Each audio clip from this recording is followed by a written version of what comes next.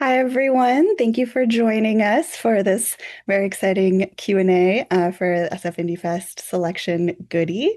I'm Celeste Wong. I'm really excited to be here today in conversation with the producer of Goody, Danielle Otero Estevez. Thanks for joining us. Welcome. Thanks for having me. I appreciate the time. Really Yeah, of excited to. Yeah. course. This film is so moving and so uh, powerful, really left an impact on me. So thank you for sharing it with our audiences. And you're a producer on the film. I'd love to just kind of go back to the beginning, hear about how you first heard about this project and how you got on board and collaborated with the director, Zoe Lubeck, and the writer and lead actor, Piper Collins. Yeah, absolutely. First of all, thank you for the kind words. It's I know it's an interesting script. It's an interesting story. It really touches many points with different topics.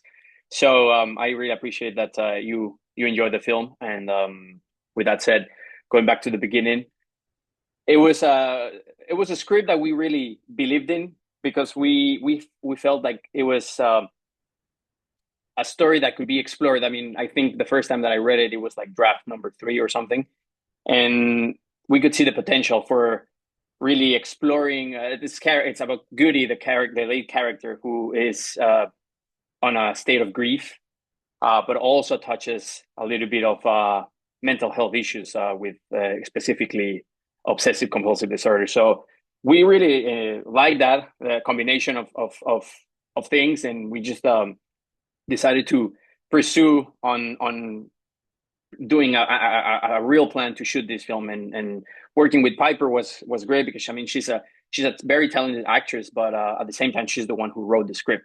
So I think it was mainly the main challenge of the film was really getting to know what she wanted to convey and what we as producers wanted to like show and market at the end of the day. And I think in that point, bringing Zoe Lubeck, the director, she brought a really fresh pair of eyes to really see the not only the artistic and vision that she brought, but also like she brought ideas to the script, and she brought ideas about like the music that you see in the film, and so that was a lot of. It was really a whole collaboration of like between the director, the producers, and the writer slash actors as well. So it was. I think I'm blessed that I was able to produce this film and to really get to collaborate with all of this bunch of incredible and talented filmmakers. Hmm. Yeah, that's really wonderful. And it's cool to hear that you were part of the process from such an early stage. And then I'm curious to hear about what it was like to actually to actually make the film. I one thing I really love about the film and what kind of jumped off the screen was this like really felt like a really authentic like sense of place in the story, of course, and also of course in the like in the locations and the way it's shot and everything. So can you tell us about what it was like to actually like be there and how you kind of brought out those that sense of place cinematically. Yeah, I think. I mean, not to be fair, the film was quite ambitious for what we for the level of budget that we were working on, in terms of like all the extras and all the talent that we were working on top of like the music and the location. So it was really challenging, not gonna lie, but it was. I mean, just being able to put everything together to really come together as a team, and I remember we went for like 2 weeks or something where all day every day we would just be working director, DP, production designer, like because they're all from different places, and we came together to Columbia and South Carolina, so we were all there involved, and every day just doing this kind of like orientation of what we wanted to do. And also we were working a lot with crew that are from local cinema studios, which is this pretty much the production house that brought this film to life. And that system that they have is that they give opportunities to students, either students that just graduated or students that are doing good in their classes in the University of South Carolina. They give opportunities for them to come and join the set and work on this production. So it was a lot of the first step was really um, getting to teach them a little bit of like what is expected, the expectations, the professionalism codes, and just the camaraderie of things of being on set. And I think that was amazing because there's so many talented students and grads that they just picked it up right quickly. At least in the first week, they were already like it was really professional. So that was really the magic of the project, I think, because everyone was really learning and trying to work, not only like, oh, this is another job for me and I'm getting paid or whatever. Everyone was super excited to be part of the film because it's for most of them it was their first experience on a film set. So everything was new, everything was literally the magic. So you could really see and feel like magic was happening on set. And obviously there was many issues that happened at different stages, right? Of when on production, that's typical when you're doing a film, especially independent. But I feel like our strongest thing was that we never got discouraged, and we always saw the things that were negative as how can we turn this into a positive thing. So I think that's what really we were trying to convey on screen, and yeah. Yeah, that's really cool. When I sort of learned a little bit about that initiative that was involved in the production that you mentioned, that was so wonderful and inspiring to hear because you don't really hear about those programs that often. It feels pretty rare. Um, Yeah, and see, Dustin and Sadie, who are not being able to be here right now, but they're pretty much the founders with Amanda as well, another of our producers of local cinema studios. And I think I've told them many times, and I don't, I never get tired of saying it because I think when I met them and they present me their system. This is not our first film together, so we did another film prior to this one, mm, and I was really impressed and also excited about what they were doing because I wish that I had that connection to someone, to a mentor when I was graduating from film school or when I mm. was in film school to be able to have these opportunities to be in a professional film set and to be learning on a safe environment, you know. And so I didn't got that, and for me it was really tough to like literally go out in the world and yeah.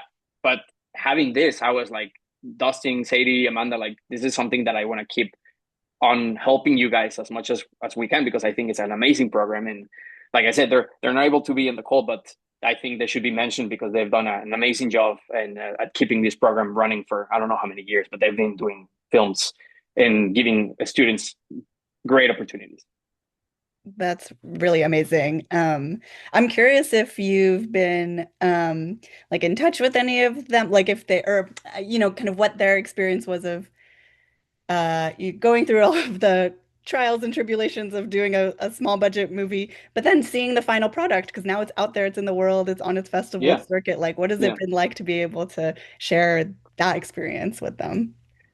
I think I mean, I think everyone really has enjoyed the final piece, and obviously, as an artist, you always want to keep tweaking things in post production, and you always feel like, oh, this could have been better, or this is perfect, and I love this. But like overall, we are pretty just grateful of what we were able to create and to put together. So yeah, I just they have good feelings. Obviously, once you finish an independent film, it's just like it's too much of an effort that you just want to like take a moment and breathe. But then you know that you also have to go into post production and then really not being able to take a break until you start to promote the film in festivals.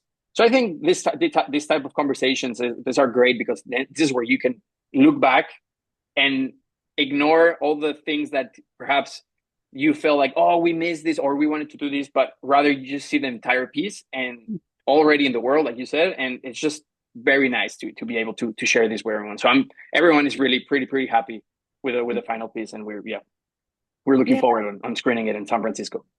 Yeah. Yeah, Yeah. I mean, it is such a like intimate piece as we talked about before and just really emotionally affecting. I imagine sharing it with an audience is also um quite an emotional experience as well. yeah, yeah. Um so I'm curious how you sort of held that. I mean, you mentioned in talking about the process on set that it was like a safe set. It feels that way watching it, that it was that there's a compassion given to the characters and to the way the story is told. Could you speak a little bit more to addressing some of um, the heavier, challenging like themes in the film and what it was like to kind of create that safe space to explore that on set? Yeah, so I think first of all, one of the things that was really not an issue, but one of the things that I was a little bit nervous about when while reading the script. I mean, it was about the part that there is gonna be this very close relationship without giving too much spoilers, but it's just that there's gonna be a really close relationship between our protagonist Goody and Father James, Catholic priest, Mm, and because Goody has been has received this Catholic identity since the beginning with other priests that are way more strict than Father James. She has this personality. So I was a little bit nervous of how we were gonna like approach some of these locations and like for example going to a church like and say like hey this is what we're trying to portray and we know I mean I know that for some people might be like oh this is a little bit spicy this topic between with the priest and everything so mm, that was one of the things at first I was a little bit nervous, but I think every we were able to really um, come together as a team again and find ways with Dustin as well as he portrays Father James to make the set feel comfortable, especially for all the scenes that between Father James and Goody.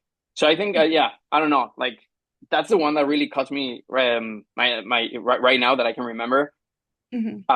But it was good. I mean, yeah, I don't know what else to say other than yeah, it's just I because I don't want to spoil the entire film, Yeah. but yeah, yeah, Yeah, of course. No, it's just nice to hear that care is taken yeah, in these situations because we hear horror stories of that not happening, and I think you can just tell that this was such a collaborative effort and that that care was taken. So I love to just highlight when I feel like I see that. I want to ask you about something you mentioned before, the theme in this story of mental health and particularly with recovering from grief, but also OCD. It's mm. done in such a nuanced way. It was really